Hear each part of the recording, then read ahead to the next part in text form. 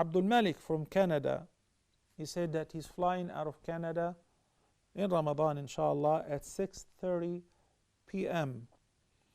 So when should he observe iftar? Well, if I'm not mistaken, Maghrib in Canada will be around 7:30, maybe, if I'm not mistaken. I'm trying to calculate the time according to Texas in the States. Keep in mind that there is an hour difference. So say it is 7:30 or 7 or whatever. What matters whenever you're flying is the ayah.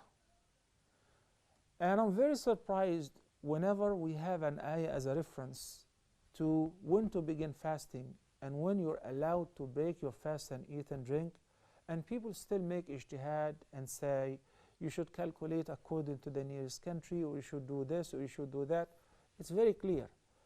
Fact number one, whenever you're traveling, you have a concession not to fast, or to break your fast halfway if you want to, and you're not blameworthy the least. If you can afford fasting and it is easy for you, fast, and you will be rewarded for that, and that is better than breaking your fast. What if the day is going to be longer because you're traveling from the east to the west? For instance, if you're traveling from the Middle East to Canada or to the States, there is 7 to 9 hours extra for the daytime. So if you're fasting and you begin fasting in Cairo, in Saudi Arabia, and here and there, and you fly into any of these countries, you will add up to your fasting time about 6, 7, 8, or even 9 hours. That's your choice. But you don't say, well, in Cairo we used to fast 17 hours. I have completed 17 hours already. While flying, the sun is still up there. You cannot fast.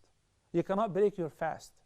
You will have to continue fasting until you see sunset. Sunset is in your horizon, wherever you can see. When the sun sets, if the sun sets an hour after you fly, break your fast. It depends on the locality. When the Prophet ﷺ said in the hadith, I will share this hadith after this call, inshallah. I had just to write down because we're getting old and we're forgetting quickly, so I have to record everything in writing. Abdul Malik, so we learned that inshallah everyone who's traveling, if you choose to fast, great, may Allah bless you and your family, but you break your fast when the sun sets wherever you are. If the sun sets an hour, couple hours after you take off, break your fast.